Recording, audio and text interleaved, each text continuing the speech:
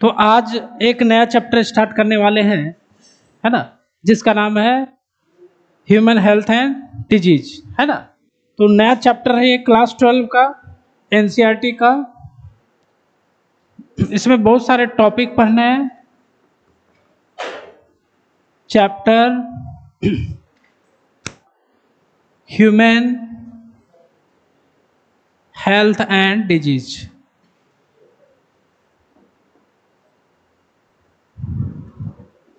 तो हमारा ह्यूमन मतलब आदमी, हमारा हेल्थ के बारे में पढ़ना है और डिजीज के बारे में पढ़ना है।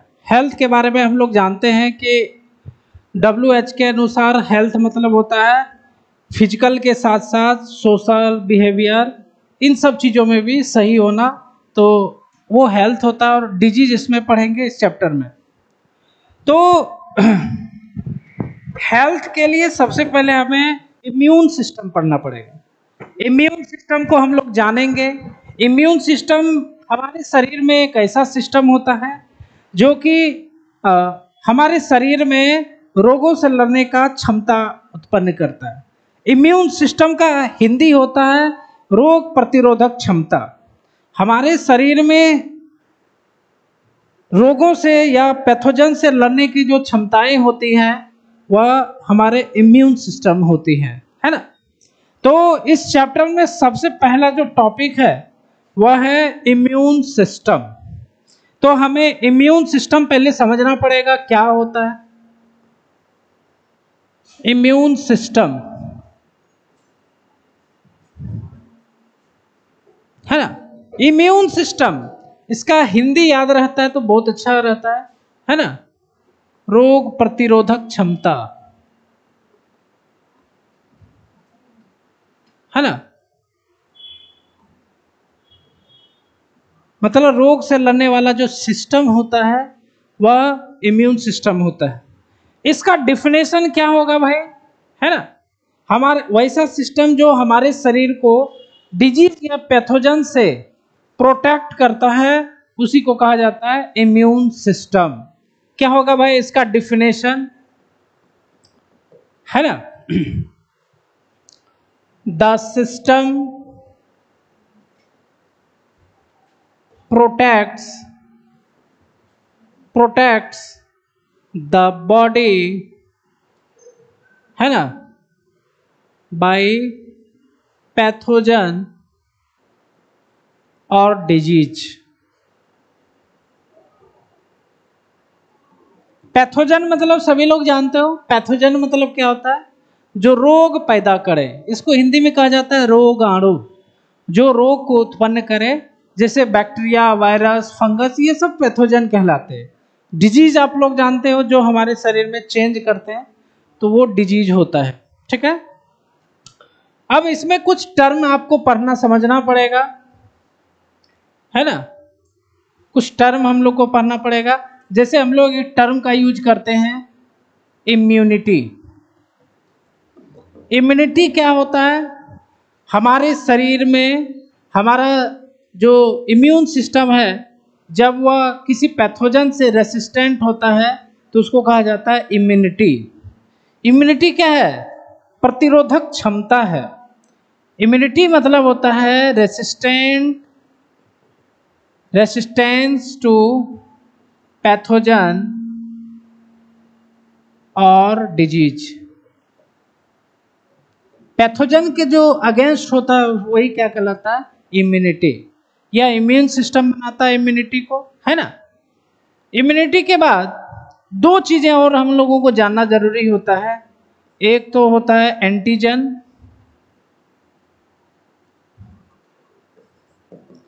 एंटीजन और दूसरा होता है एक एंटीबॉडी।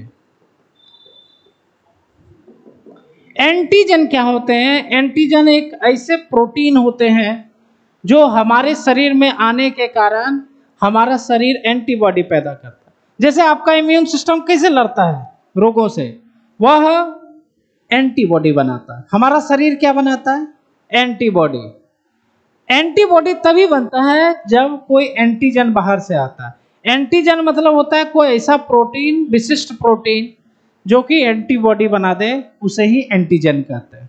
क्लियर? जैसे मान लो दूध खाते हैं हम लोग ना, दूध में भी प्रोटीन होता है, तो दूध जब खाते हैं तो दूध में भी प्रोटीन है, लेकिन उसके अगेंस्ट एंटीबॉडी नहीं बनता है। लेकिन वही कोई बैक्टीरिया हमारे शरीर में आ जाए, उसके अगेंस्ट क्या होगा? एंटीबॉडी बन जाए। कोई वायरस आ जाए, तो वैसे प्रोटीन जिसके कारण एंटीबॉडी बनता है उसे क्या बोलते हैं? एंटीजन, है ना। तो इसका परिभाषा क्या लिखेंगे हम लोग?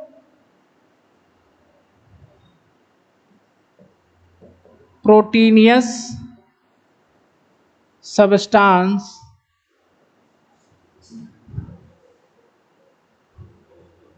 बाय विच, है ना,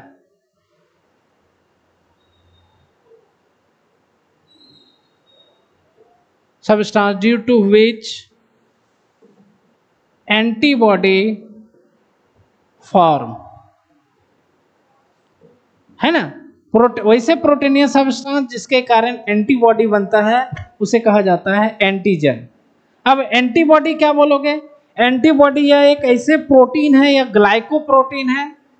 एंटीबॉडी जो होता है वो प्रोटीन का बना होता है, लगभग 96 से 98% प्रोटीन होता है और 2 या 4% इसमें कार्बोहाइड्रेट होता है एंटीबॉडी में, है ना, बहुत कम होता है कार्बोहाइड्रेट। तो इसीलिए इसका ये होता है ग्लाइकोप्रोटीन। ये एंटीजन प्रोटीन और ये क्या होता है? ग्लाइकोप्रोटीन। बहुत सारे बुक में आपको खाली प्रोटीन ही लिखा रह सकता है। तो एंटीबॉडी क्या हो गया, है ना, द ग्लाइकोप्रोटीन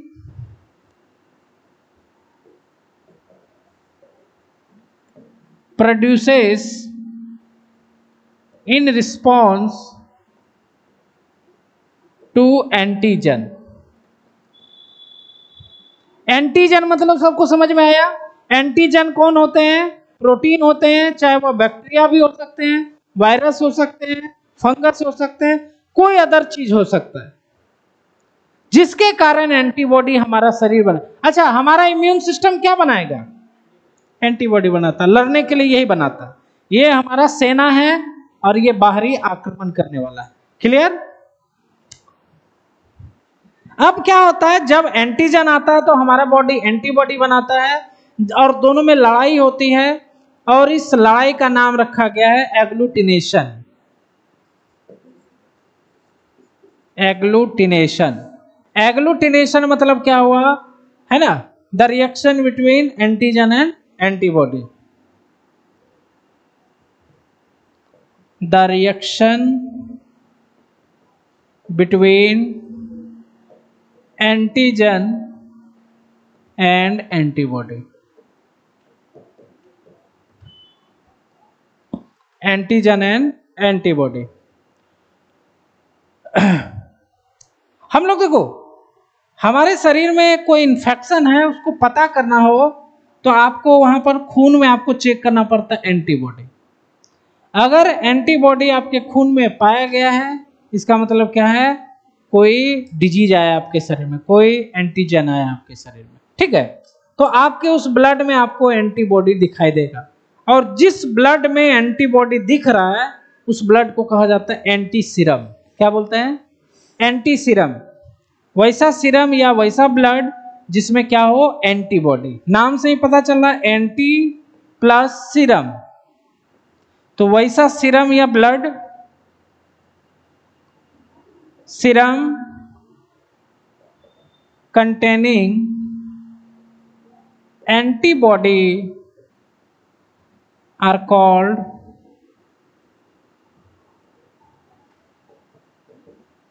एंटी सीरम। क्या कहलाता है? Anti serum. इतना समझ गए? उसके अलावा भी बहुत सारे चीजें होते हैं, इंटरल्यूकिन वगैरह, बट इसको आप लोग को याद में रखना है। ये पांचों पॉइंट याद रखोगे ना। इम्यूनिटी क्या कहते हैं? रेसिस्टेंट टू पैथोजन, जो रोगाणुओं का प्रति अवरोध पैदा करे उसी चीज को क्या बोलते हैं? इम्यूनिटी। और इम्यूनिटी कौन बनाता है? Immune system. कौन बनाता है? Immune system. एंटीजन क्या होता है? प्रोटीन। एंटीबॉडी क्या होता है? डायरेक्ट पूछा जाता है, ग्लाइकोप्रोटीन। एग्लूटिनेशन क्या होता है? दोनों के बीच का रिएक्शन। एंटी सीरम क्या है? जिस सीरम में एंटीबॉडी प्रेजेंट हो। ठीक है, अब हम लोग चलते हैं टाइप्स ऑफ इम्यूनिटी पे, है ना। इम्यूनिटी जो अवरोध है वह दो प्रकार का होता है।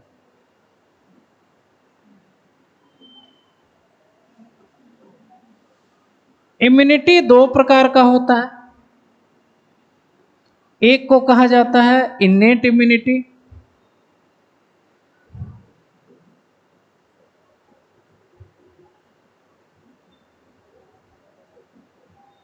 और दूसरा जो होता है उसे कहा जाता है एक्वायर्ड इम्यूनिटी।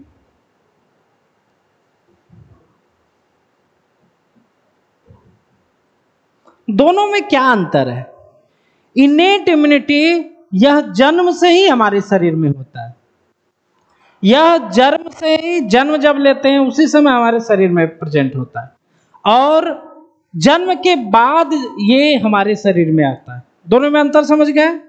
ये जन्म से ही रहता है, ये जन्म लेने के बाद हमारे शरीर में उत्पन्न किया जाता है। क्लियर? एक्वायर्ड इम्यूनिटी फिर यह दो प्रकार का होता है।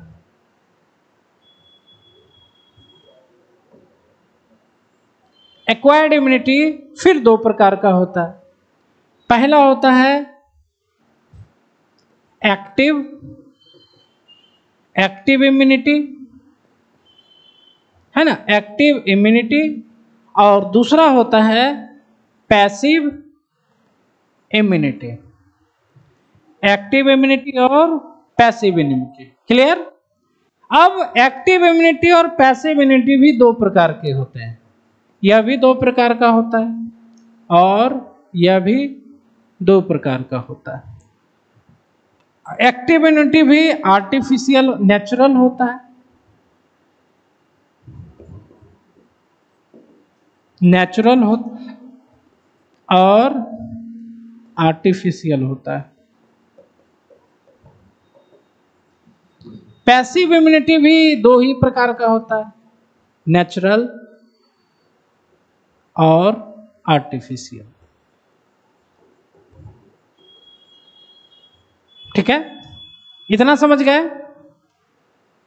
ये समझ में आया?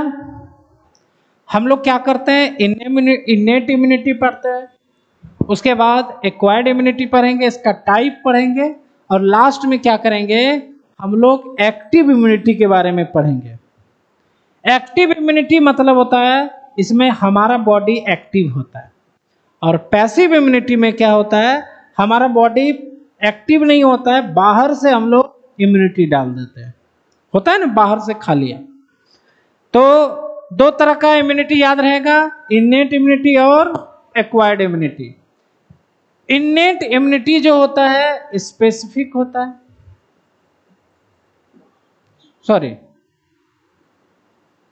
इन्नेट इम्यूनिटी नॉन स्पेसिफिक होता है। मतलब स्पेसिफिक नहीं होता है, सब में होता है। ये क्या होता है, आप में भी है, मेरे में भी है, और सब में है, मतलब स्पेशल कुछ भी नहीं है। लेकिन एक्वायर्ड इम्यूनिटी क्या होता है, ये स्पेसिफिक होता है। हो सकता है मेरे अंदर कम हो, आपके अंदर ज्यादा हो, तो वो हो गया ना स्पेशल कुछ। तो ये हो गया आपका स्पेसिफिक। क्लियर? तो अब हम लोग चलते हैं इन्नेट इम्यूनिटी के पास। हाँ बोलो। बहुत है भाई, पढ़ो ना, अभी बहुत ज्यादा पढ़ना है इसमें। जितना पढ़ा नहीं उसको याद पहले रखो। Innate immunity,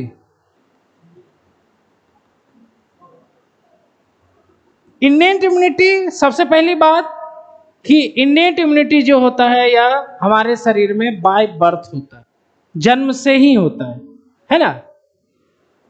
it is present by birth, है ना। उसके बाद इट इज नॉन स्पेसिफिक। ठीक है, तो देखो इन्नेट इम्यूनिटी जो है ना, यह एक प्रकार का बैरियर होता है ना, मतलब ये आपके शरीर में पैथोजन को घुसने ही नहीं देगा। अच्छा, हमारे शरीर में जो रोगाणु है, पैथोजन समझ रहे हैं ना सब लोग, पैथोजन को अंदर आने का कौन कौन सा रास्ता है? मुंह हो गया, नाक हो गया, ठीक है। उसके अलावा आपका स्किन के तरफ से भी आ सकता है, इससे भी आ सकता है, ठीक है। तो ये सारी चीज हमारे शरीर में ऐसे ऐसे बैरियर होते हैं, वो बैरियर ही इन्नेट इम्यूनिटी बनाते हैं। तो हम लोग अब ये हेडिंग डालेंगे कि कौन कौन से बैरियर होते हैं जो इन्नेट इम्यूनिटी बनाते हैं। जैसे हमारा स्किन, त्वचा बाहर से कुछ भी अंदर घुसने नहीं देता है भाई, सबसे पहली बात, समझ रहे हो? तो वो अंदर आने ही नहीं देता है त्वचा, स्किन, वह भी क्या हो गया? इन्नेट इम्यूनिटी हो गया, ठीक है। तो इन्नेट इम्यूनिटी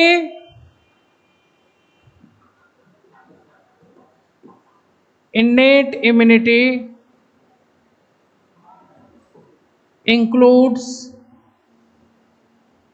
following barriers, है ना। कुछ बैरियर्स होते हैं, मतलब ये बैरियर ही हमारा इन्नेट इम्यूनिटी बनाता है। सबसे पहला जो बैरियर है वो है फिजिकल बैरियर।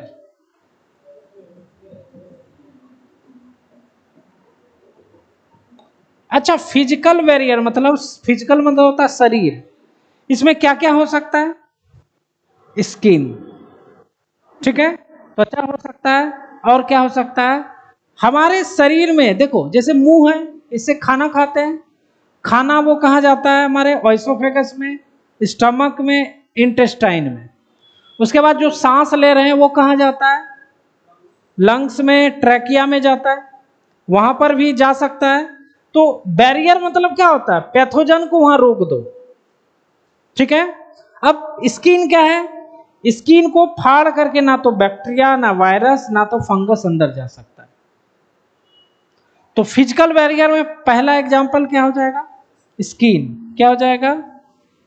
स्किन। स्किन का ये जो सबसे बाहरी लेयर देख रहे हो ना, उसको कहा जाता है स्ट्रेटम कॉर्नियम। ये डेड होता है। क्या होता है? डेड होने के कारण इस पे ना तो बैक्टीरिया पनप पाता है, ना तो फंगस, कभी कभी फंगस पनप जाता है, ना तो वायरस पनप पाता है, जिसके कारण ये क्या करता है? एक तरह का बैरियर है। बैरियर समझते हैं ना? दीवार जो कि अंदर घुसने नहीं देगा पैथोजन को। तो स्किन क्या है भाई? स्किन के बारे में क्या लिखेंगे? It is resistance to pathogens, है ना, because skin outer most layer is dead. कैसा होता है? डेड होता है। वही जिंदा रहता तो इन्फेक्ट हो जाता, ठीक है। स्किन हो गया। अब क्या है देखो, अब देखो आप, हम लोग क्या करते हैं? हम लोग खाना खाते हैं, वो एसोफेगस, स्टमक, इंटेस्टाइन में जाता है। उसके बाद नाक से हम लोग सांस लेते हैं, तो वो ट्रैकिया से होते हुए आपके लंग्स में चला जाता है ना। उसके बाद आप लोग जानते हो कि इन्फेक्शन एक और तरीका होता है, जैसे फीमेल रिप्रोडक्टिव ऑर्गन में जा सकता है ना, इन्फेक्शन आ सकता है ना जी, इस तरह से वेजाइना से होते हुए, है ना, इस तरह से आ सकता है। तो इन सब ट्रैक जो है, अब मान लो खाना खा रहे हो, तो खाना से क्या होगा? बैक्टीरिया वगैरह बॉडी के अंदर आ जाएगा, है ना। तो क्या होता है कि ये जितने भी ओएसोफेगस है, स्टमक है, चाहे इंटेस्टाइन है, इनका जो लेयर होता है ना, यहाँ पर, वहां पर म्यूकोसा होता है। क्या होता है? ये म्यूकोसा बैक्टीरिया को इन्फेक्शन करने से रोक देता है।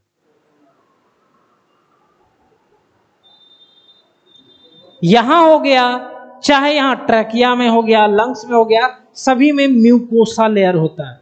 म्यूकोसा लेयर मतलब चिपचिपा लेयर, है ना। अगर खाने के साथ आ भी गया, स्किन कितना रोकेगा? ये तो है ना छेद, तो ये म्यूकोसा लेयर क्या करेगा, इसको अवरोध। यहां पर भी होता है म्यूकोसा लेयर। तो कहां कहां म्यूकोसा लेयर मतलब रोकने में समर्थ होता है? एक तो आपको हो गया गैस्ट्रोइंटेस्टिनल, ठीक है, गैस्ट्रोइंटेस्टिनल, रिस्पायरेटरी, उसके बाद आपका जेनाइटल, इन सब जगहों में म्यूकोसा लेयर होता है जो कि अवरोध करता है, बैरियर का काम करता है। समझ में आया सबको?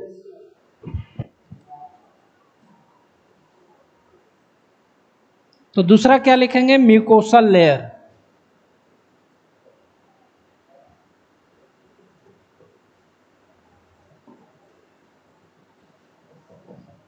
देखो म्यूकोसा लेयर कहां कहां होता है ना? This layer present in epithelium of respiratory, respiratory बोल दिया मतलब लंग्स उंग सब आ जाएगा, क्लियर। उसके बाद गैस्ट्रो इंटेस्टिनल, गैस्ट्रो मतलब बोले तो पेट, इंटेस्टाइन बोले तो सभी लोग जानते हो आंत, है ना, गैस्ट्रो इंटेस्टाइन ट्रैक में, उसके अलावा जेनाइटल में, है ना, ट्रैक्ट में। तो ये म्यूकोसा लेयर तो हो गया, बाहर से भी और अंदर से भी हो गया, जहां जहां प्रॉब्लम हो सकती है। फिजिकल समझ गए? अब देखो फिजियोलॉजिकल, फिजियोलॉजिकल क्या होता है? शरीर क्रिया। शरीर जब काम करती है उसके कारण जो उत्पन्न होता है उसी को क्या बोलते हैं? शरीर क्रिया। जैसे हम सलाइवा उत्पन्न होता है मुंह में, होता है ना, तो सैलिवरी ग्लैंड उसको उत्पन्न करती है, तो वो क्या होगा? फिजियोलॉजिकल। जैसे आंख में, आंख भी तो खुला है, तो आंख में देखना, हमारा आंख हमेशा नम रहता है, तो आंख का जो आंसू होता है उसमें लाइसोजाइम एंजाइम पाया जाता है। बैक्टीरिया वायरस का वो काल है, सबसे डेंजर एंजाइम्स होता है लाइसोजाइम, बैक्टीरिया उससे बच ही नहीं सकता। लाइसोजाइम सलेवा में भी होता है और आंसू में भी होता है।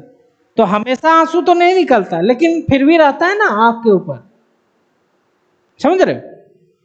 तो दूसरा जो बैरियर है उसका नाम क्या है? उसका नाम है फिजियोलॉजिकल।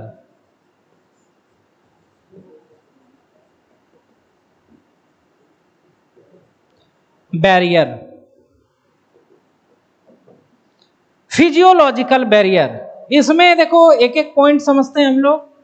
पहला है फीवर, ये एनसीईआरटी में नहीं दिया हुआ है। फीवर क्यों आता है हमारे शरीर में? जब कोई इंफेक्शन आता है ना शरीर में, तभी हमारे शरीर में फीवर आता है। फीवर आना अच्छी बात है या बुरी बात है? अच्छा बात है भाई। जैसे ही हमारा शरीर देखता है कोई आक्रमण हो गया वायरस का, तो हमारा बॉडी टेम्परेचर बढ़ा देता है और हमको हो जाता है फीवर। तो समझ जाते, फीवर एक लक्षण हो गया। आप जाके डॉक्टर को दिखाओगे, अगर मान लो आ जाता वायरस, बुखार उखार कुछ नहीं होता, आराम से चल रहा है, पता चलता है वो धीरे धीरे काम कर रहा है आपके शरीर में और आपका शरीर धीरे धीरे रोगग्रसित हो गया। तो फीवर आना अच्छी बात है, इसमें टेम्परेचर बढ़ जाता है जिसके कारण जो पैथोजन है वो मरने लगता है, इसीलिए फीवर आता है हमारे। उस पैथोजन को हाई टेम्परेचर में मार दीजिए, ठीक है। तो फीवर क्या होता है? फीवर के बारे में क्या लिखेंगे? High temperature help to kill, high temperature मतलब fever, help to kill pathogen. Pathogen लिख देते हैं मतलब सब आ जाता है, बैक्टीरिया वायरस फंगस सब, इसलिए बार बार बैक्टीरिया वायरस क्या लिखना, क्लियर। ये एनसीईआरटी में नहीं लिखा हुआ है। Second, pH. पीएच कौन सा? एसिडिक। कैसा? एसिडिक। कहां होता है एसिडिक पीएच? पेट में। कहां होता है? याद है ना कि वहां पेट में HCl पाया जाता है भोजन के पाचन में, तो पीएच, तो स्टमक में होता है एसिड,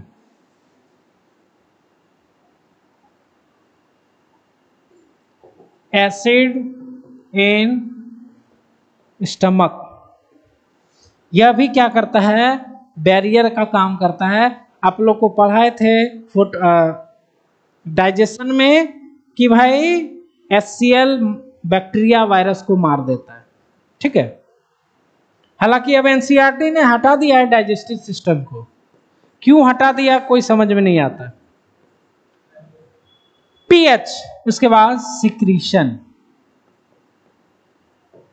सिक्रीशन कहाँ कहाँ होता है हमारे शरीर में, लार्वा करते हैं, लार ग्रंथि, उसके बाद पेट में होता है गैस्ट्रिक जूस, बहुत सारा जूस स्रावित होता है ना। उसके बाद पसीना, पसीना का भी सिक्रेशन होता है। उसके बाद सीबम, सीबम भी एक लिक्विड होता है जो स्किन से ही निकाली जाती है, पढ़ाएंगे लास्ट में। तो सिक्रीशन क्या क्या होता है, लाइसोजाइम इन टीयर, आंख में क्या सिक्रेट होता है, लाइसोजाइम आंख में, यह भी बैरियर का काम करता है। उसके अलावा sebum and sweet in skin, skin के द्वारा स्रावित होता है ना। उसके बाद सलाइवा इन माउथ, मुंह में सलाइवा, तो सलाइवा हो गया, सीबम हो गया, लाइसोजाइम, ये सब क्या करते हैं, बैक्टीरिया को मार देते हैं। तो ये क्या आ जाएगा, फिजियोलॉजिकल में आ जाएगा। क्लियर, यहां तक कोई दिक्कत नहीं।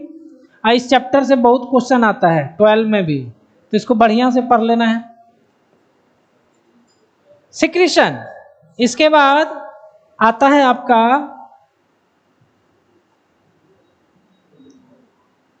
अच्छा, ये सब जो है ये बताओ आपके शरीर में रहते हैं या फिर बाद में आते हैं। सब स्किन जन्म से ही रहता है ना, म्यूकोसा लेयर जन्म से रहता है, ये फलना चिलना सब जन्म से, इसीलिए इसको इन्नेट इम्यूनिटी क्या बोलते हैं, क्या बोलते हैं, इन्नेट, सब रहता है बचपन से। अरे भाई टीयर बोल रहे हो, हम तो जन्म लेते हैं रोना स्टार्ट कर देते हैं, रोना धोना हंसना करते हैं कि नहीं जी। तो सब हम लोग के जन्म से ही रहता है।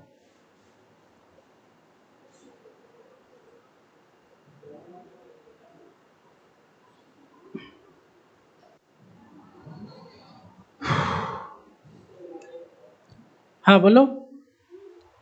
अब इसके बाद है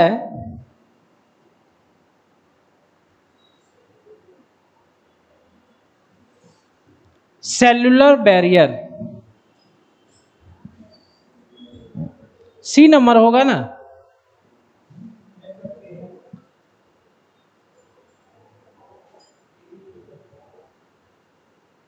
बी हुआ ना, सी होगा।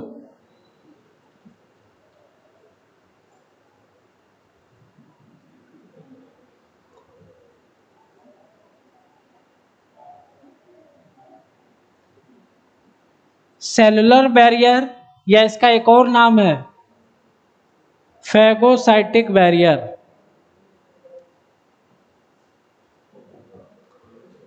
नाम से ही पता चल रहा है कि इसमें सेल काम करेंगे। कौन काम करेंगे, सेल बैरियर का काम करेंगे। मतलब शेर क्या, सॉरी शेर नहीं, सेल, सेल क्या करेंगे, पैथोजन को मार भगाएंगे, उससे लड़ाई करने वाले हैं।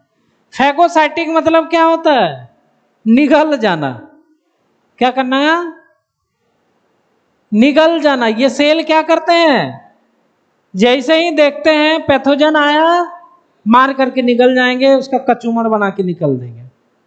तो इसको कहा जाता है फैगोसाइटिक। तो यहां पर कौन कौन से सेल होते हैं, है ना, सेल लाइक WBC, इसमें बहुत सारे आएंगे, जैसे न्यूट्रोफिल। न्यूट्रोफिल आपके एनसीईआरटी में इसको क्या लिखा हुआ है, पॉलीमॉर्फो न्यूक्लियो, है ना। न्यूट्रोफिल, है ना, PMNL, यही है ना, PMMN है, पॉलीमॉर्फो, अच्छा मॉर्फो न्यूक्लियो, हाँ न्यूट्रोफिल हो जाएगा, हाँ ल्यूकोसाइट हो जाएगा यहाँ पर, ठीक है, सही है, ल्यूकोसाइट है ना, न्यूट्रोफिल तो यहाँ लिख ही दिए, न्यूट्रोफिल, उसके बाद मोनोसाइट, ये दोनों WBC हैं, याद है ना, WBC, उसके बाद नेचुरल किलर, नेचुरल किलर जो होते हैं यह एक प्रकार का लिम्फोसाइट होता है, WBC एक बार देख लेना, है ना, WBC 5 होते हैं, है ना, इस्नोफिल, बेसोफिल, है ना, न्यूट्रोफिल, मोनोसाइट और लिम्फोसाइट, 5 होते हैं WBC, eosinophil, basophil, neutrophil, monocyte और लिम्फोसाइट, ये तीनों इम्यून सिस्टम में हेल्प करते हैं, क्लियर, न्यूट्रोफिल, मोनोसाइट, लिम्फोसाइट, ये तीनों इम्यून सिस्टम बनाते हैं, ये अलग काम करते हैं, ये हालांकि आएगा आगे अभी। तो नेचुरल किलर लिम्फोसाइट हो गया, उसके अलावा मैक्रोफेज,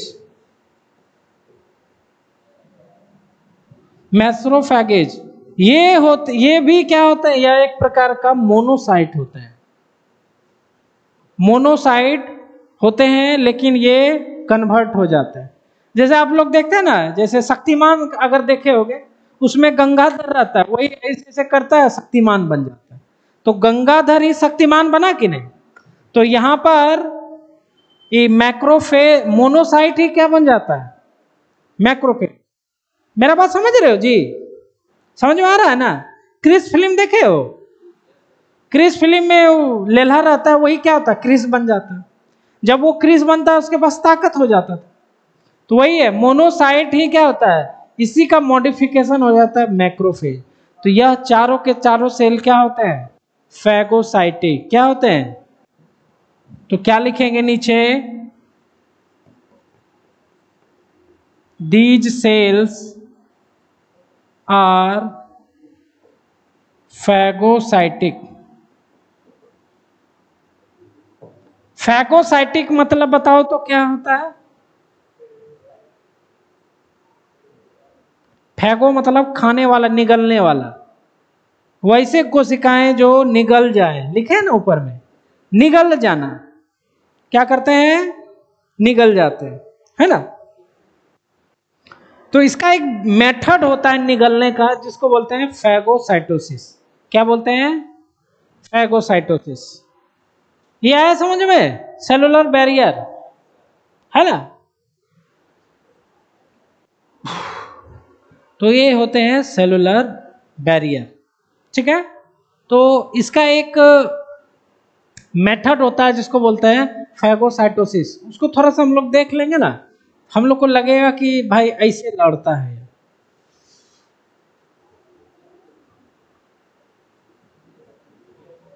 ठीक है,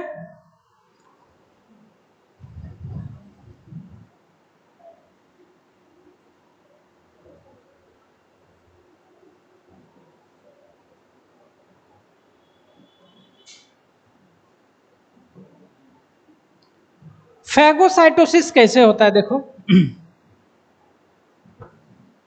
जैसे ये हमारा ब्लड वेसल्स है, ये क्या है, आप सबको मालूम है कि ब्लड वेसल्स में ही हमारा RBC WBC सब कुछ होता है, तो हम यहाँ पर WBC को बना लिए,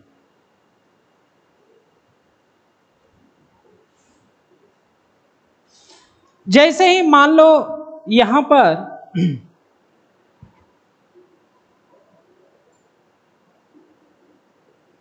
यहाँ पर कोई सेल है या टिश्यू है,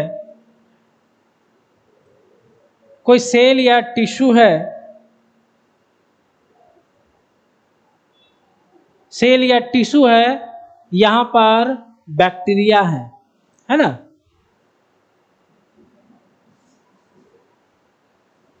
तो सबसे पहले क्या होता है, जहां पर पता चलता है कि इन्फेक्शन है, वहां का ब्लड वेसल जो है वह चौड़ा हो जाता है। क्या हो जाता है? चौड़ा हो जाता है ना। ये इसको कहा जाता है डायलेशन।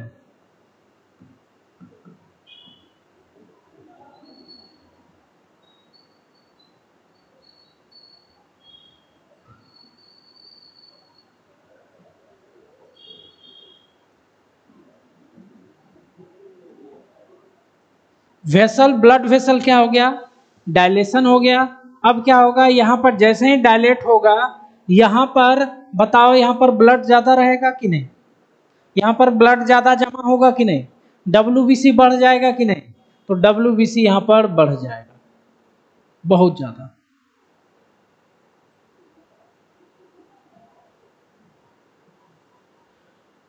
ठीक है। अब क्या होगा, ये WBC आकर के चिपक जाएगा, इसके वॉल से आके चिपक जाएगा। इसको कहा जाता है एडहेशन। ठीक है। अब क्या होता है कि ब्लड वेसल्स में छोटे छोटे छिद्र होते हैं, उस छिद्र के द्वारा ये WBC क्या होते हैं, निकल जाते हैं बाहर की ओर, जिधर इन्फेक्शन है। तो ये यहां से क्या होंगे, इधर बढ़ गए। ठीक है। पहला काम क्या हुआ, वैसोडायलेशन। दूसरा काम क्या हुआ, एडहेशन।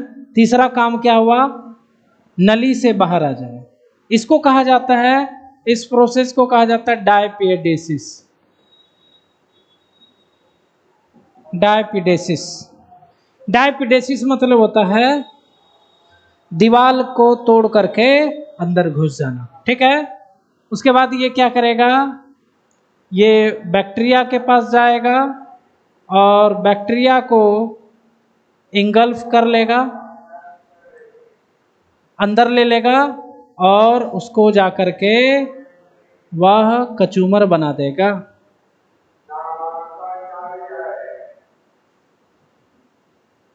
तोड़ दिया बैक्टीरिया को। इसी को बोलते हैं फैगोसाइटोसिस। क्या बोलते हैं? फैगोसाइटोसिस।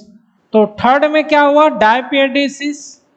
चौथा काम क्या हुआ, इंजेक्शन ऑफ पैथोजन। पैथोजन को क्या किया, अंदर ग्रहण कर लिया। और लास्ट में क्या हुआ, अंदर जैसे गया ना बैक्टीरिया, हमारा ये WBC इंजाइम्स छोड़ता है, वो इंजाइम बैक्टीरिया को नाश कर देता, नष्ट कर देता है ना। इसी को कहा जाता है फैगोसाइटोसिस।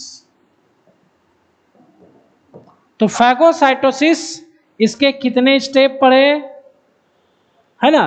इसमें आते हैं 5 स्टेप्स। फैगोसाइटोसिस में 5 स्टेप्स आते हैं। देखो बिल्कुल इजी है। सबसे पहला क्या हुआ, ब्लड वेसल्स क्या हो गया, चौड़ा हो गया।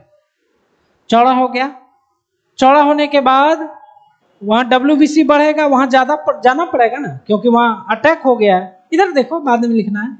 तो ये WBC क्या होगा, चिपक गया ब्लड वेसल। इसको क्या बोलेंगे, एडहेशन। क्या बोलते हैं, एडहेशन। उसके बाद यहां से ये बाहर निकल आएगा, इसको बोलते हैं डायपिडेसिस। डायपिडेसिस। अब ये क्या होगा, बैक्टीरिया को क्या करेगा, ग्रहण। इंजेक्शन मतलब क्या होता है, अंदर खा जाना। खा करके इंजाइम्स के द्वारा बैक्टीरिया को मार करके खत्म कर देगा, जिसको क्या बोलते हैं, फैगोसाइटोसिस। ठीक है। और जहां पे ये क्रिया होती है ना, वहां पर फूल जाता है। जैसे मान लो यहां पर बैक्टीरिया आ गया, तो यहां इन्फेक्शन हो गया। इन्फेक्शन हुआ तो यहां फूल जाता है। फूल क्यों जाता है, और जहां पे देखना घाव वगैरह होता है, वहां लाल हो जाता है। क्या होता है, लाल क्यों हो जाता है, क्योंकि ये जो ब्लड वेसल्स था ना वहां पर, वो चौड़ा हो गया। चौड़ा हो गया तो उसमें ब्लड ज्यादा भरेगा। ब्लड ज्यादा भरेगा तो लाल दिखेगा कि नहीं, उसमें हजारों ब्लड वेसल्स होगा वहां पे। तो सोचो सब में ब्लड भर गया, फूल गया, तो लाल दिखेगा, दिखेगा ना। तो देखो जहां पर भी ये क्रिया होती है मारधार की, फैगोसाइटोसिस की, वहां पर आपको स्वेलिंग हो जाता है, इन्फ्लामेशन हो जाता है। क्या हो जाता है? इन्फ्लामेशन हो जाता है। उसका कारण क्या है? ये है कारण, क्या है? वेसल जो होते हैं डायलेट हो जाते हैं, ताकि वहां पर ज्यादा WBC आए और वह बैक्टीरिया को नाश कर दे। हमारे जैसा कंजूस नहीं होता हमारा शरीर। जैसे कोई आदमी 10 आदमी बुलाया, हम लोग सोचते हैं अरे 10 गो चलो ना बहुत है, 10 गो में हो जाएगा। ये WBC ऐसा नहीं करता है ना? 10 गो काम है, 100 गो पहुंचेगा वहां पर, 10-10 गुना, 20-20 गुना, ताकि कोई भी कंडीशन में छूट ना पाए। समझ रहे हो? वो मार करके फिर आ जाएगा अपना। तो जहां पर भी फैगोसाइटोसिस होगा वहां पर क्या होगा? फूलेगा। क्या होगा?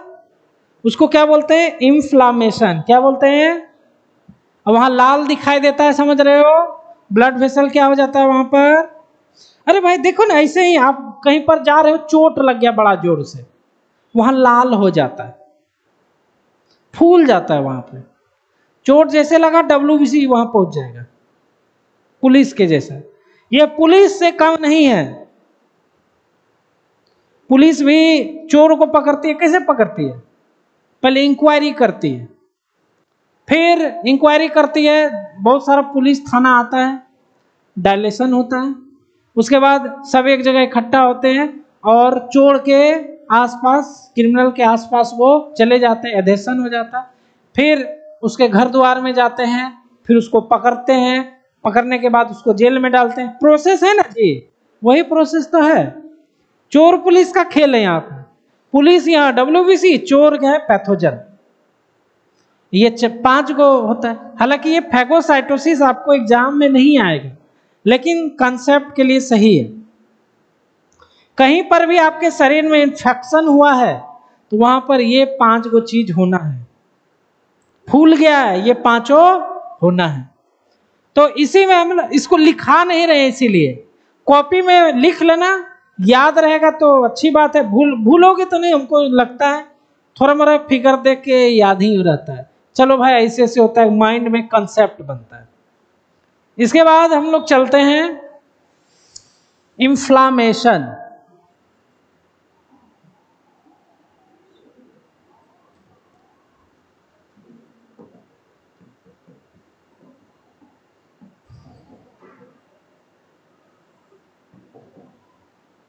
इन्फ्लामेशन क्या होता है?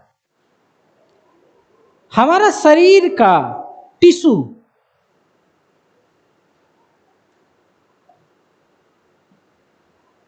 जब किसी इंजरी को रिस्पॉन्स करता है, उसी को कहा जाता है इन्फ्लामेशन। मान लो फुटबॉल खेल रहे हो, इतना जोर लग गया, गिर गया, आपका ये वाला हाथ इतना फूल गया, बोलते हैं चोट लग गया। तो वहां पर फूल गया, उसी को क्या बोलते हैं? इन्फ्लामेशन। वो फूलना ही है, समझ रहे हो? वो फूलना है, क्योंकि वहां का जो टिश्यू है वो जैसे देखा कि इंजरी हो गई है, स्वेलिंग हो जाएगा।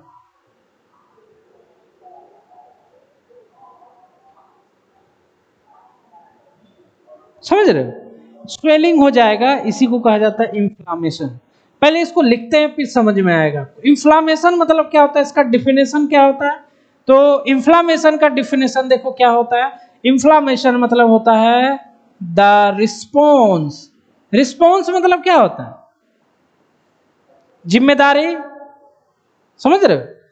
यहां जिम्मेदारी से मतलब नहीं है, यहां मतलब है रिस्पॉन्स मतलब कि ध्यान देना। रिस्पॉन्स मतलब क्या है? जैसे हम पढ़ा रहे हैं, आप उसको याद कर रहे हो, मतलब समझ रहे हो, तो वो आपका रिस्पॉन्स करना हुआ।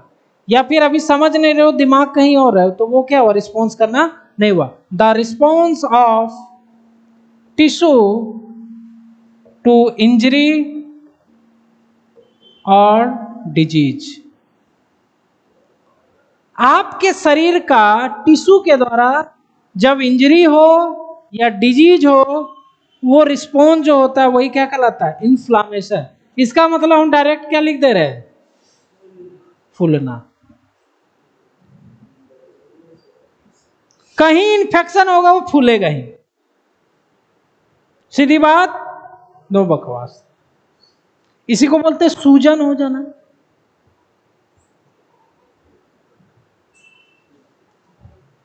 ठंडी में देखते हैं ये सूजन हो जाता है, फूल जाता है।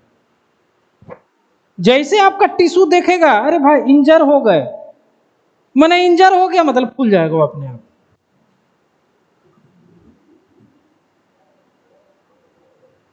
इन्फ्लामेशन में क्या क्या दिखाई देता है, मतलब क्या क्या सिम्टम दिखाई देता है।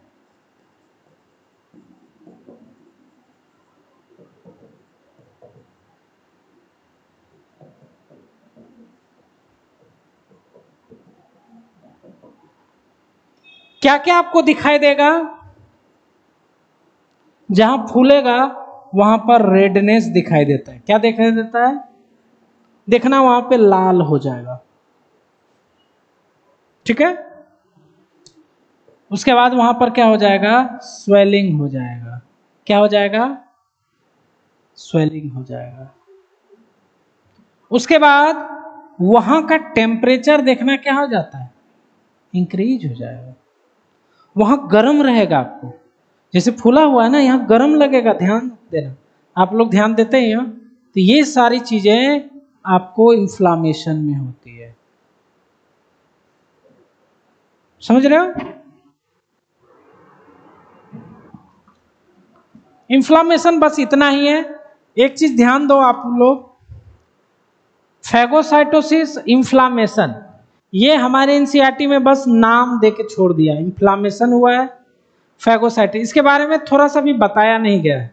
तो थोड़ा सा हम लोग अगर इसको जान जाएंगे तो जहां आएगा तो समझ जाएंगे, समझ रहे हो। तो इसको ये एग्जाम में नहीं आएगा, ये दोनों एग्जाम में नहीं आने वाला, समझने के लिए।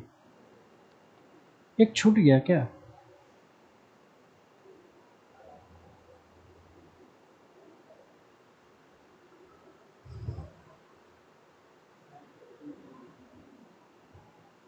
है ना।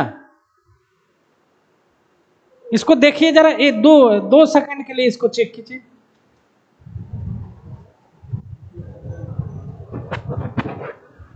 क्या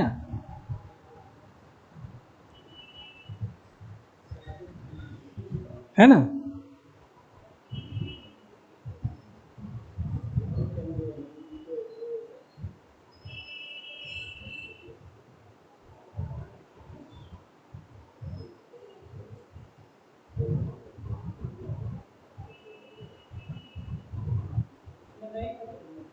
हाँ नहीं दिख रहा है, वही तो कह रहे हैं, इसका बस नाम दिया हुआ है।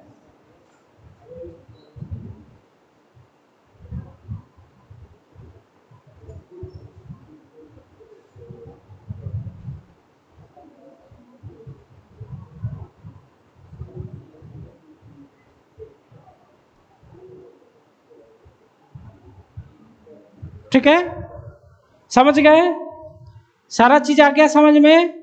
यहां में हमारा इनेट इम्यूनिटी खत्म हुआ। इम्यूनिटी दो प्रकार की थी, इनेट इम्यूनिटी और acquired immunity. Innate immunity non specific होता है, ये स्पेसिफिक होता है।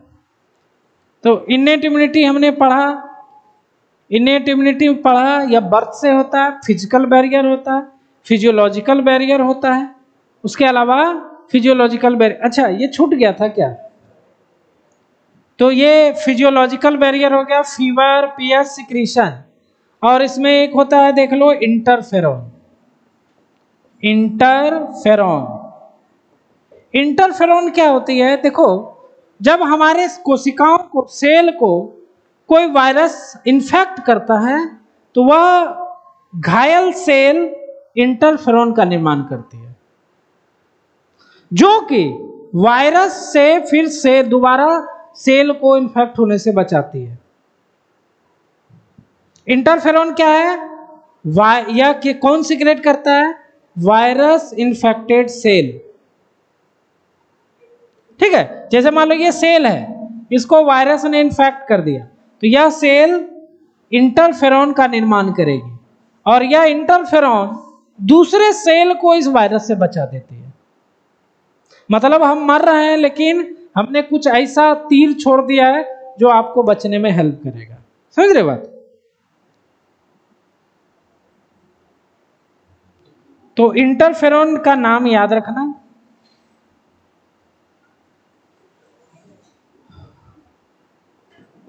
These are protein,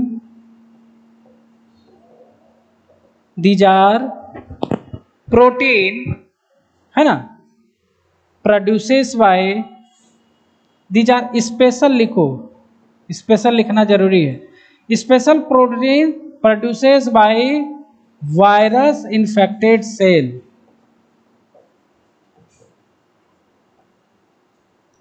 है ना, which protect other cell from virus. इसका काम भी याद रखना, ये निकाल तो दिया उसने, लेकिन ये इसका काम क्या होगा, यह दूसरे सेल को वायरस से बचा देगा। समझ रहे? तो ये हो गया आपका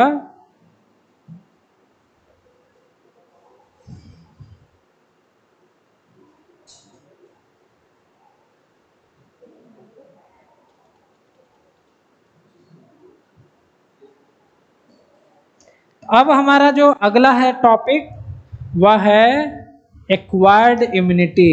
क्या है? एक्वायर्ड इम्यूनिटी क्या होता है? स्पेसिफिक होता है, मतलब कि यह जन्म लेने के बाद आता है ना।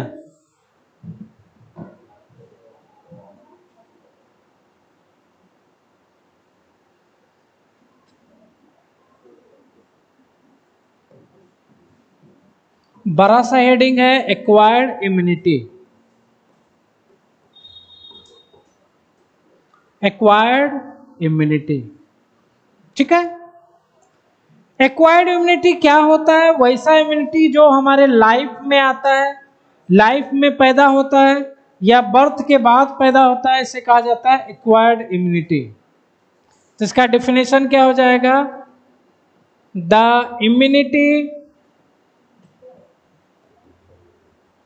इम्यूनिटी है ना, प्रोड्यूसेस आफ्टर बर्थ और लाइफ, है ना, जीवन चक्र में ये इम्यूनिटी पैदा होती है।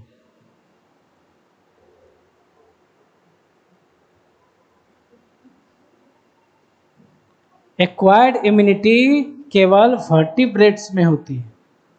Vertebrates, fish, amphibia, reptilia, aves, mammals, खाली वर्टिब्रेट्स में होती है, दूसरे में नहीं होता है। कॉकरोच में खोजोगे नहीं मिलेगा, अर्थवॉर्म में खोजोगे नहीं मिलेगा, ये केवल कहाँ होती है?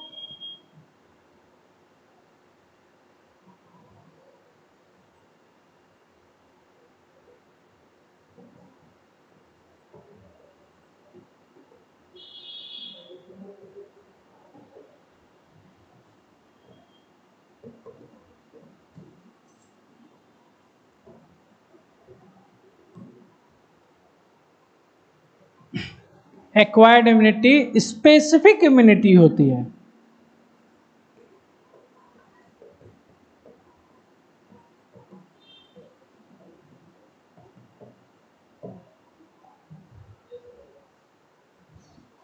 है ना।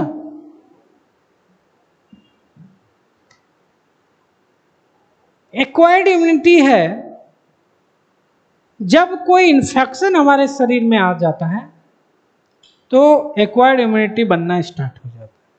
समझ रहे हैं? और इनेट इम्यूनिटी जो था वह शरीर में पहले से रहता है, हमेशा रहता है, जन्म से लेकर मृत्यु तक। ठीक है। अब एक्वायर्ड इम्यूनिटी का हम लोग पढ़ेंगे फीचर्स। क्या क्या एक्वायर्ड इम्यूनिटी का फीचर्स है और ये बहुत इम्पोर्टेंट है, ये फीचर्स इतना इम्पोर्टेंट है, इसको पढ़ने के बाद ही आपको पूरा डिजीज समझ में आएगा। समझ रहे बात को? तो क्या डालेंगे heading? Features of acquired immunity. क्या डालेंगे? Features of acquired immunity.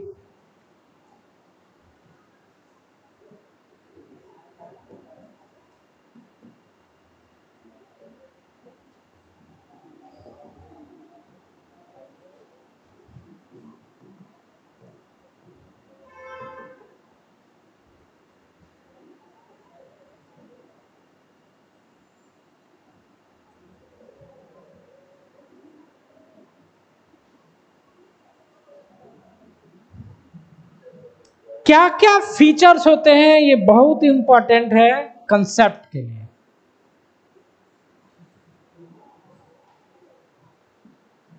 हमारा जो इम्यूनिटी है, पहला point, acquired immunity species specific होता है। मतलब अलग अलग स्पेसीज के लिए अलग अलग होता है। टाइफाइड के लिए अलग होगा, एड्स के लिए अलग होगा, सबके लिए अलग अलग होगा। अलग अलग पैथोजन के लिए अलग अलग होता है। ठीक है, तो क्या लिखे हैं?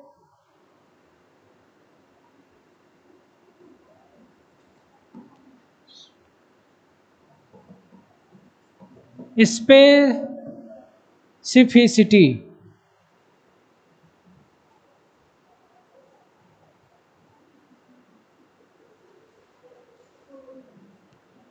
है ना? स्पेसिफिसिटी मतलब this immunity is species specific.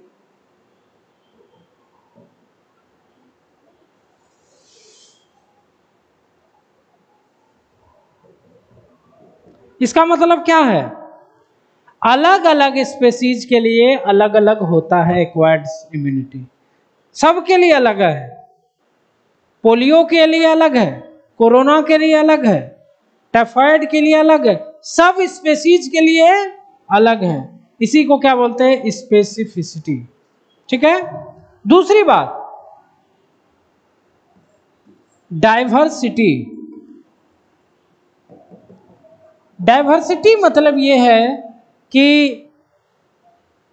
ये जो हमारा जो शरीर का इम्यूनिटी है, चाहे दुनिया में कितना भी पैथोजन क्यों ना हो, सबके लिए है।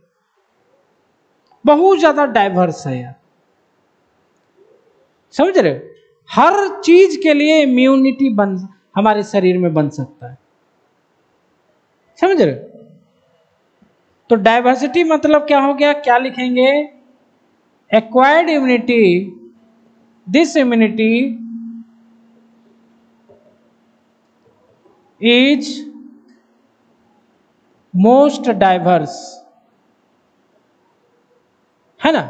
बहुत ज्यादा डाइवर्स है, बहुत ज्यादा वैरायटी है इसका। डाइवर्सिटी मतलब इसका वैरायटी, है ना?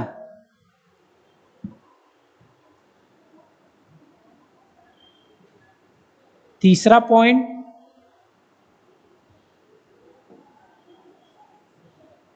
समझना जरा। तीसरा point, discrimination between self and non self.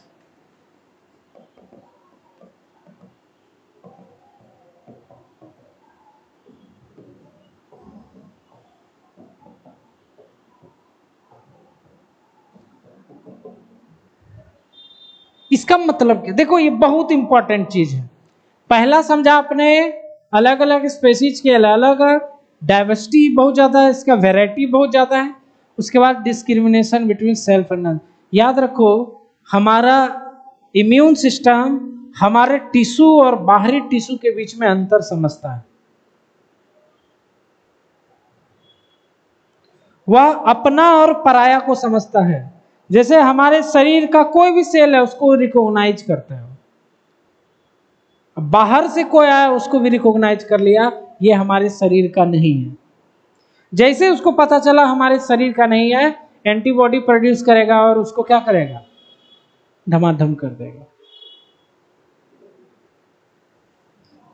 मतलब एक्वायर्ड इम्यूनिटी खुद के सेल को, और नॉन सेल्फ मतलब क्या होता है, जो अपना नहीं है, सेल्फ मतलब अपना, अपना और जो अपना नहीं है उन सब टिश्यू को डिस्क्रिमिनेट करता है, मतलब उसको पृथक कर सकता है, अलग कर सकता है, समझ सकता है उसको, है ना।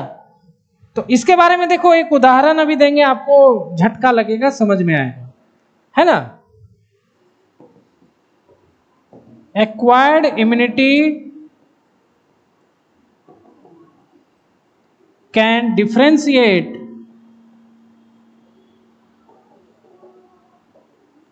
सेल्फ एंड नॉन सेल्फ,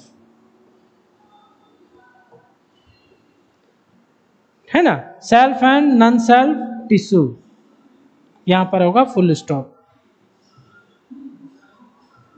अब देखिए एक उदाहरण देखिए, सिकल सेल एनीमिया आपने पढ़ा था ना। उसमें देखो क्या होता है, हमारा आरबीसी जो है वह कैसे बदल जाता था, सिकल जैसा। कैसा बदल जाता है, सिकल जैसा।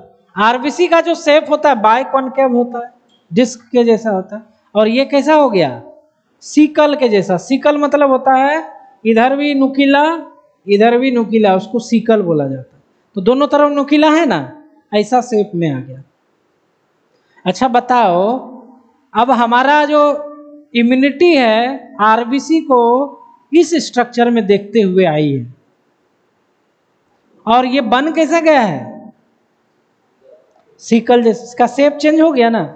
तो बताओ हमारा इम्यूनिटी इसको छोड़ेगा, नहीं छोड़ेगा, क्योंकि वो इसको जानती है, उसको जानती है। ये चेंज हो गया आपके गलती के कारण, तो इसको मार दिया जाता है, जिसके कारण आरबीसी डेड हो जाता है, जिसके कारण एनीमिया हो जाता है, खून की कमी हो जाती है।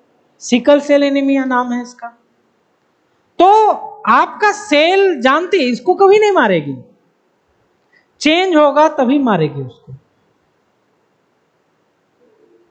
और यहां तो जीन के कारण चेंज हो जा रहा है, तो इसको क्या मालूम कि चेंज हो गए। अब कोई जाएगा आतंकवादी के भेष में जाएगा, सेना क्या करेगी, उसको मार ही देगी ना। उसको क्या मालूम कौन है, हमसे मजाक कर रहा है, प्रैंक कर रहा है हमसे, उसको नहीं मालूम है। उसका काम है रक्षा करना देश का। तो वही चीज है।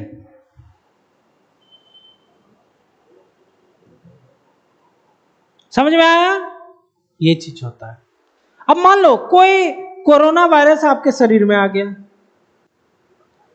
वो पहचान जाएगी और उससे क्या करेगी, लड़ाई करने लगेगी। हो सकता है हार जाए, हो सकता है जीत जाए। अब चौथा नंबर जो है ये बहुत ही इंपॉर्टेंट है, और ये सबसे ज्यादा इंपॉर्टेंट है एक्वायर्ड इम्यूनिटी का फीचर्स, है ना। एक्वायर्ड इम्यूनिटी का जो फीचर्स है उसमें सबसे इंपॉर्टेंट जो, ये सारा इंपॉर्टेंट ही है, कोई ऐसा नहीं है, लेकिन ये सबसे ज्यादा इंपॉर्टेंट है मेमोरी। समझना, बहुत ही इंपॉर्टेंट है, इंटरेस्टिंग भी है। देखो हमारे शरीर में अगर कोई बैक्टीरिया गया हमारे शरीर में, तो जैसे ही ये बैक्टीरिया हमारे शरीर में जाएगा, हमारा शरीर एंटीबॉडी बनाएगा, एंटीबॉडी बनाएगा, इसको मार करके भगा देगा, ठीक हो जाएगा। उस समय क्या होता है कि ये एंटीबॉडी है ना, हमारा जो इम्यून सिस्टम है उसके अंदर इसका मेमोरी आ जाता है। जैसे मान लो ये टाइफाइड था, उसका मेमोरी हमारे इम्यून सिस्टम में सेट हो गया। जब ये दोबारा फिर से यही पैथोजन आएगा, दोबारा जब ये पैथोजन आएगा, तो उस समय इसको पहले से मेमोरी है, उस समय ये क्या करेगा कि इतना ज्यादा एंटीबॉडी बनाएगा कि यह पैथोजन किसी भी हाल में हमारे शरीर को कुछ नहीं कर सकता। तो ये मेमोरी के कारण, जैसे मान लो यहां पर आया पैथोजन, तो यहां मान लो 100 को एंटीबॉडी बना, हमारा शरीर 100 एंटीबॉडी बनाया, लेकिन जब ये दोबारा एंटीबॉडी बनाया और मेमोरी सेट हो गया, फिर जैसे ही ये दोबारा आएगा या पैथोजन, तो हमारा शरीर इतना एंटीबॉडी बनाएगा आप सोच भी नहीं सकते हो, हजारों की संख्या में।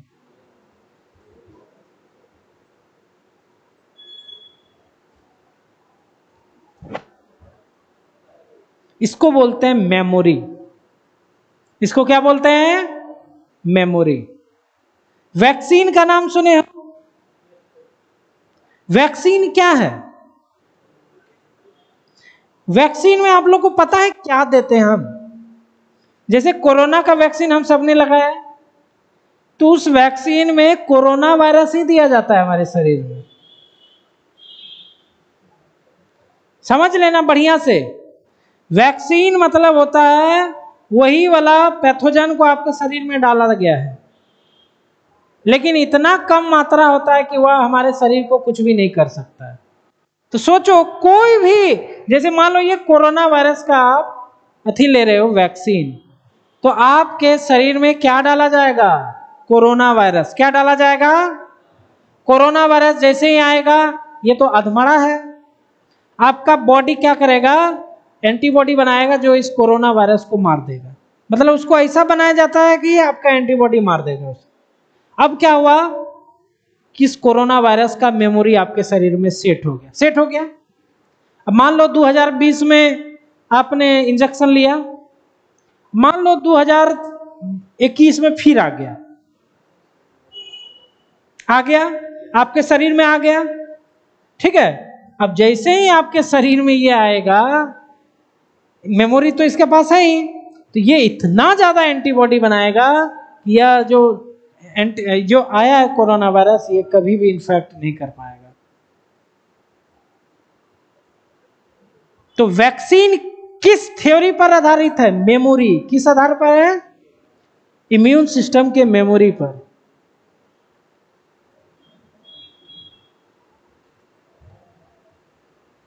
समझ रहे हो? पोलियो वायरस भी वही है। हम लोग कोई भी टीका लगाते हैं, वैक्सीन लगाते हैं, तो उसको अधमरा अवस्था में डालते हैं और क्या होता है? मेमोरी सेट हो जाता है। फिर जब वो दोबारा रियल में आता है, इतना ज्यादा एंटीबॉडी बनता है, उसका मर ही जाता है।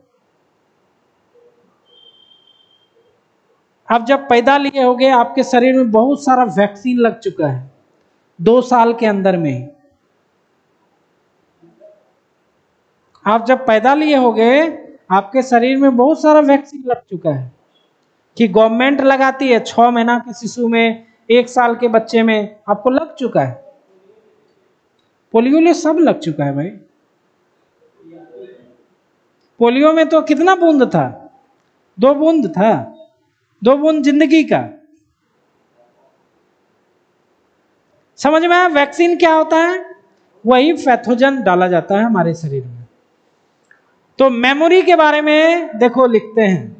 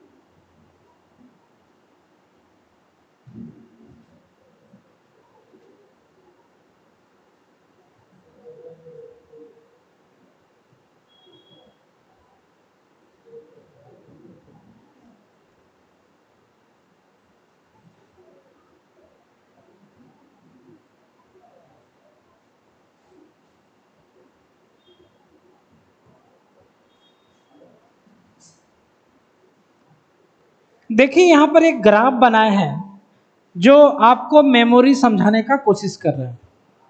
इधर पर देखो टाइमिंग लिखा हुआ है, टाइम, और इधर क्या लिखा हुआ है, एंटीबॉडी बनाना।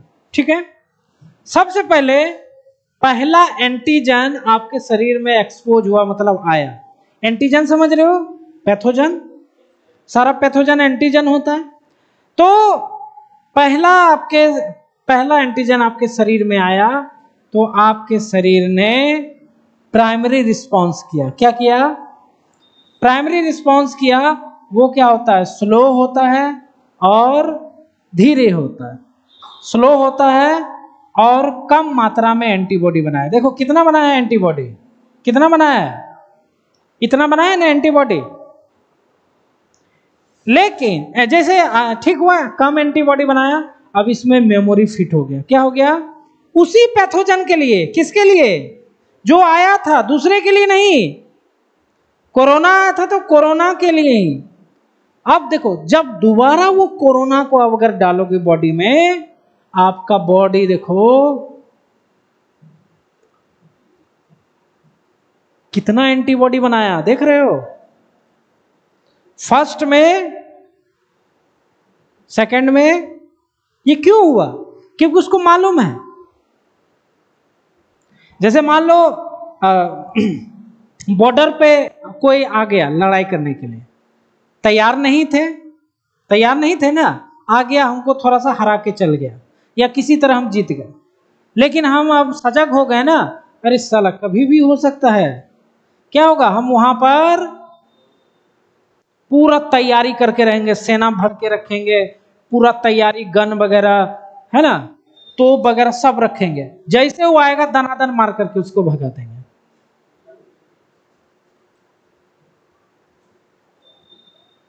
तो पहला बार में क्या हुआ, आया, चलो ठीक है भाई, हम रिस्पॉन्स किए, प्राइमरी रिस्पॉन्स किए, मतलब इतने को बनाए। लेकिन दिमाग में बैठा लिए, बाबू तुम आए थे। फिर जब ये दोबारा आएगा, जब ये दोबारा आएगा, इतना ज्यादा एंटीबॉडी बनाएगा कि उसका कचूमर निकल जाएगा। इसी के आधार पे हम लोग इसी को बोलते हैं मेमोरी। क्या बोलते हैं इसको? कितना रिस्पॉन्स करता है इम्यूनिटी? दो response, primary response, secondary response. Primary response धीमा होता है, सेकेंडरी रिस्पॉन्स खतरनाक होता है। ये रिस्पॉन्स किसके आधार पर है? मेमोरी। किसके आधार पर है? अगर याद नहीं रहता तो फिर इतने को एंटीबॉडी बनाता, कभी लड़ ही नहीं पाता। तो इसी के आधार पर हमारा वैक्सीन होता है। तो मेमोरी के बारे में लिखते हैं,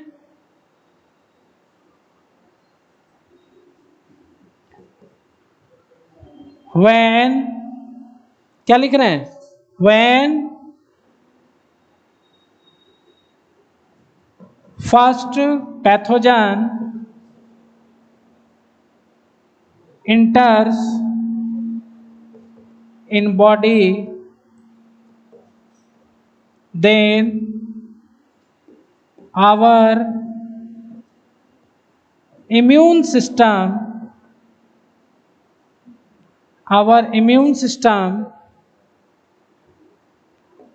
takes longer time to recognize and response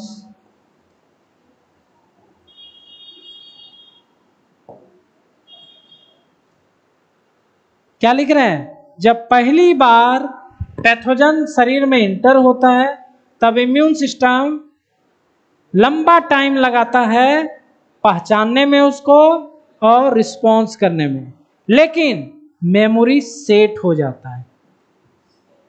but memory set in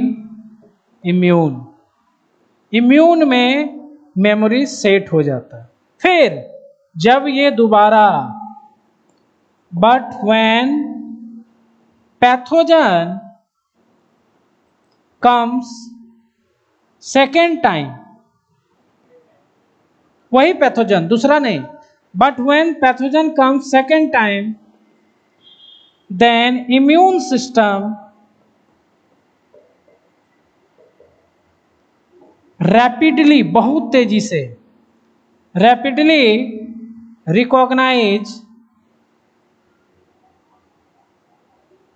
rapidly recognize and quickly responds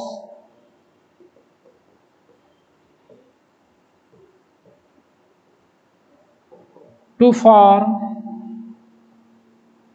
enormous antibody, है ना, इसी को कहते हैं मेमोरी। तो ये ग्राफ में भी हमने बता दिया है आपको समझने के लिए, है ना। तो ये होता है मेमोरी, ये सबसे इम्पोर्टेंट जो है लक्षण है एक्वायर्ड इम्यूनिटी का, और इसीलिए इसको कहा जाता है स्पेसिफिक। क्या बोलते हैं? स्पेशल, है ना भाई। देख रहे हो कितना काम कर रहा है। इन्नेट इम्यूनिटी क्या था? कुछ नहीं था, शरीर में जो है पहले से वही है, बैरियर है बस वो, है ना। तो ये हो गया मेमोरी।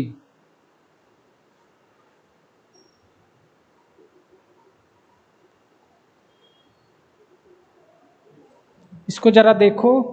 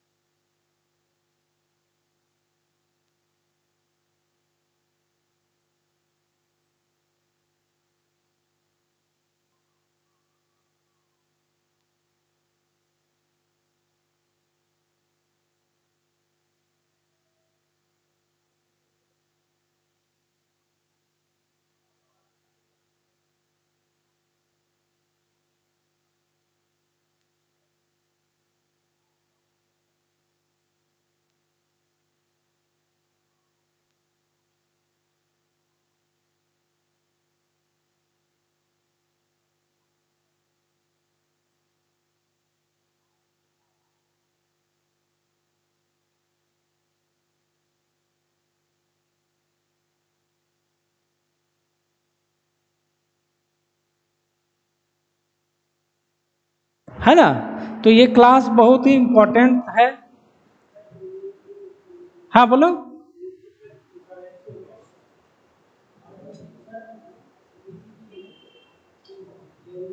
यही ना, नहीं समझ रहे हम। अच्छा, ये रैपिडली पी होगा, वो ऑटोमेटिक हो जाता है सेफ में, है ना। Rapidly recognise and quickly response to form, F हो जाएगा, है ना। ये जो सेफ है ना, सेफ वाला, वो उसको तीर बना देता है। आ गया समझ में? अब बस आज बस टाइप देख लेते हैं एक्वायर्ड इम्यूनिटी का टाइप, अगले क्लास में एक्टिव इम्यूनिटी पढ़ेंगे, ठीक है।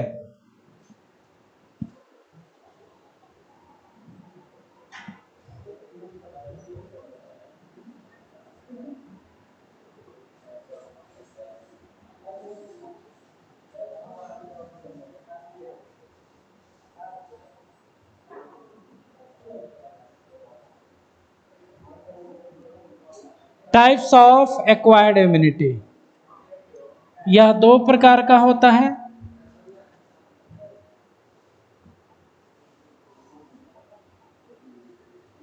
एक्टिव इम्यूनिटी, और दूसरा जो होता है पैसिव इम्यूनिटी, ठीक है। एक्टिव इम्यूनिटी, एक्टिव इम्यूनिटी क्या होता है? जब वो इम्यूनिटी, जब हमारा इम्यून सिस्टम रिस्पॉन्स कर रहा हो, या फिर हमारा इम्यून हमारा उसमें शामिल हो, उसको कहा जाता है एक्टिव इम्यूनिटी, है ना। अब पैसिव इम्यूनिटी में क्या होता है, हमारा इम्यून सिस्टम शामिल नहीं होता, उसको पता भी नहीं होता। ये एक्चुअली में हम लोग बाहर से इम्यूनिटी डाल देते हैं। इसमें क्या करते हैं, बाहर से इम्यूनिटी डाल देते हैं और इसमें खुद हमारा शरीर इम्यूनिटी बनाता है। समझ रहे हो? तो एक्टिव इम्यूनिटी क्या होगा भाई,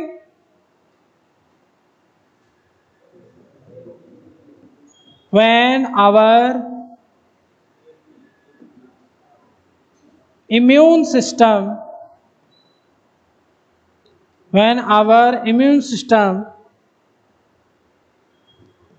form immunity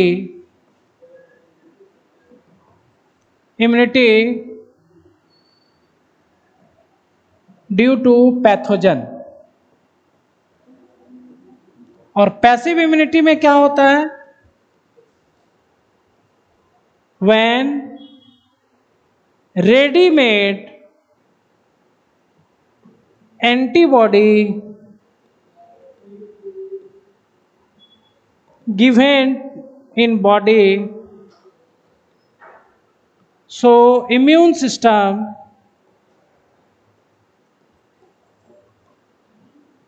not involved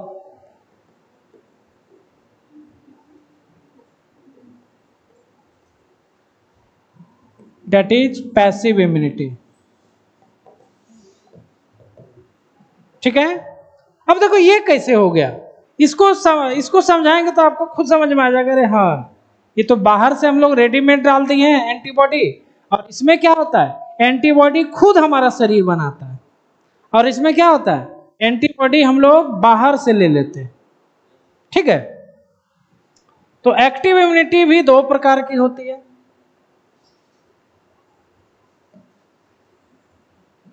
है ना? एक होता है नेचुरल और एक क्या होगा, आर्टिफिशियल। एक्टिव इम्यूनिटी मतलब एक चीज हमेशा याद रखो, है ना, इसमें पैथोजन के कारण होता है। किसके कारण होता है, पैथोजन के आने से होता है,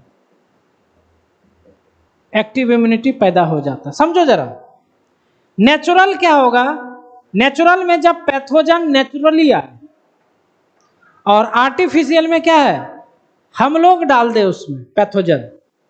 ये किस कंडीशन में करते हैं, वैक्सीन में। किसमें, वैक्सीन में अभी बताया ना, हम लोग मरा हुआ ही इसमें डाल देते हैं, और इसमें क्या होगा, डायरेक्ट आ गया। ठीक है? तो नेचुरल में क्या होगा, एंटीबॉडी फॉर्म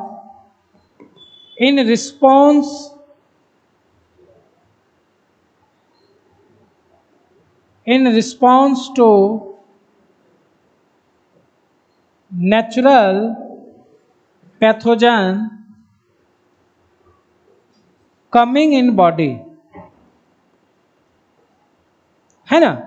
आर्टिफिशियल क्या होगा, है ना, आर्टिफिशियल क्या होगा, इसमें क्या होगा कि एंटीबॉडी है ना,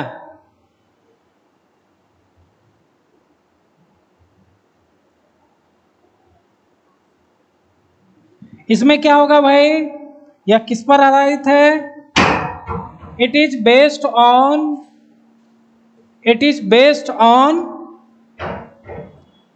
वैक्सीनेशन, है ना। इसमें क्या करते हैं हम लोग, आर्टिफिशियली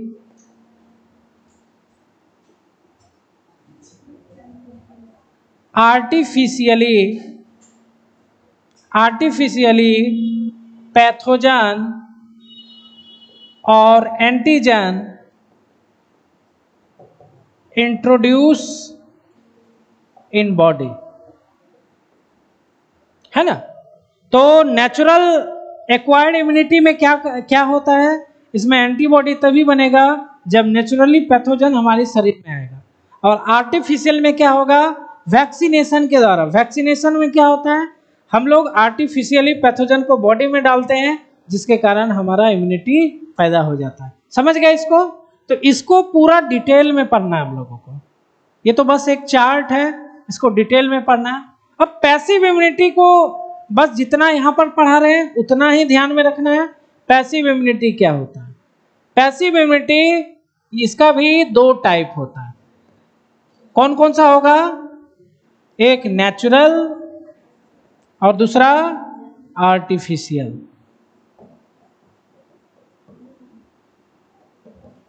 तो यहां पर देख रहे हो आपकी पैसिव इम्यूनिटी में हम लोग क्या करते हैं, रेडीमेड एंटीबॉडी पेशेंट में डाल देते हैं, है ना।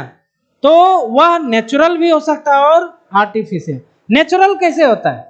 जब हम लोग माँ के जब यूटेरस में रहते हैं तो इसमें जो फीटस होता है, एम्ब्रियो होता है ना।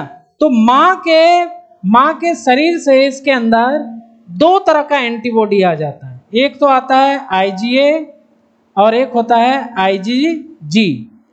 आईजीए जो होता है माँ के दूध से मिलता है। कहां से मिलता है? ध्यान देना, माँ के दूध से एंटीबॉडी मिल रहा है। माँ के दूध से अगर एंटीबॉडी मिल रहा है तो वो नेचुरल हुआ कि नहीं हुआ?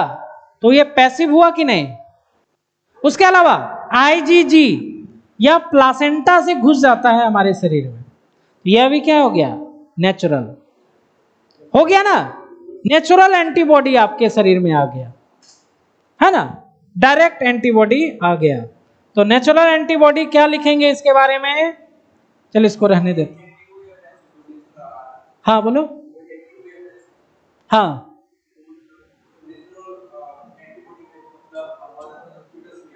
हाँ, पैसिव हुआ ना जी, पैसिव हो गया। वो क्या हो गया? वो पैसिव हो गया। तो नेचुरल में क्या लिखेंगे, है ना, आईजीए एंटीबॉडी, है ना, comes in child from mother milk. Mother milk का दूसरा नाम क्या है भाई? पूछा गया है नीट में, क्या नाम है? कोलेस्ट्रम। क्या नाम है? कोलेस्ट्रम, है ना। नेचुरल। आर्टिफिशियल क्या है? अब एंटीबॉडी डालेंगे लेकिन वो क्या होगा? कोई और डालेगा, तो वो क्या होगा? जैसे तो आर्टिफिशियल में क्या होगा? एंटीबॉडी गिवन आर्टिफिशियली, जैसे डॉक्टर डालेगा। तो इसमें क्या होगा? क्या क्या हम लोग डालते हैं? जैसे हो गया इसमें ATS, anti tetanus serum, anti tetanus serum. अब क्या होता है देखो, अब आप कहीं पर जा रहे हो, आपको क्या हो गया? कांटी गड़ गया, ठीक है। अब उस कांटी में टिटनस वाला वायरस है कि नहीं, क्लोस्ट्रिडियम टिटनी है कि नहीं, आपको तो मालूम नहीं है, लेकिन हुआ तो क्या होगा? दिक्कत हो जाएगा। उसका एंटीबॉडी हमारे शरीर में नहीं बनेगा।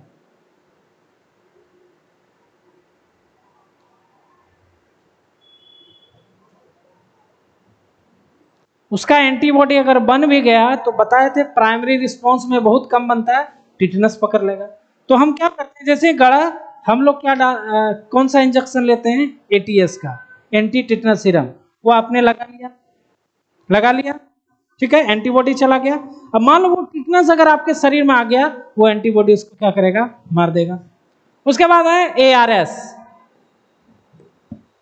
ARS मतलब एंटी रैबीज सीरम।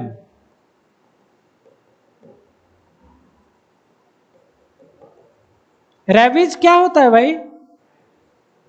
कुत्ता काटता है तो उसमें रैबीज का इंजेक्शन डाला जाता है ना।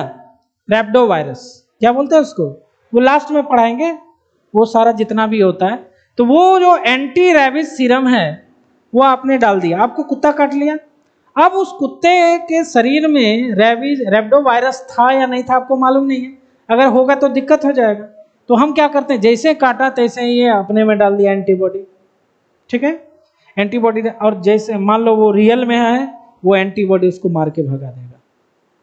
लेकिन अगर हम अपने शरीर पर ही छोड़ दें तो क्या होगा, ये आएगा आपके शरीर में और हमारा शरीर उतना एंटीबॉडी इसके अगेंस्ट नहीं बना पाता है, क्या होगा, रेबीज ही हो जाएगा। इसलिए हम लोग ले लेते हैं बाहर से। सांप काटता है तो क्या करते हैं, सांप जब काटता है तो उसमें भी एंटीबॉडी डाला जाता है ना। तो उसमें हम लोग झाड़ फूक से भी कर लेते हैं, समझ रहे हो, गांव घर में झाड़ फूक से भी हो जाता है, तो हम लोग को पता नहीं रहता है कि इसका भी आता है दवा ववा, है ना। तो वही चीज होता है। उसके अलावा भी बहुत सारे होते हैं एंटीबॉडी, जैसे एडीएस, एंटी डिप्थेरियल सीरम। डिप्थेरिया मतलब गलघोटू वाला बीमारी होता था पहले, गला घोट जाता था अपने आप, बैक्टीरिया के द्वारा होता था डिप्थेरिया डिजीज। ये आपको डाल दिया गया है, समझ रहे हो, आपके शरीर में ये है। तो वैक्सीन अगले क्लास में पढ़ाएंगे ना, तो फिर आपको वैक्सीन कुछ कुछ बता देंगे, कौन कौन सा वैक्सीन कब डाला जाता है। तो ये क्या हो गया, एंटी डिप्थेरियल सीरम, ठीक है। तो यह कुछ था हमारा आर्टिफिशियल और नेचुरल, ये टाइप्स ऑफ एक्वायर्ड इम्यूनिटी था, है ना। तो इसको आप लोग इसको देख लोगे, फिर अगले क्लास में अगला क्लास बहुत इंटरेस्टिंग है, समझ रहे, बहुत इंपॉर्टेंट भी है।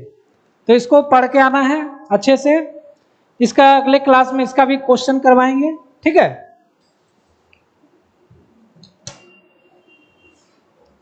आज का क्लास यहीं रहने देते हैं।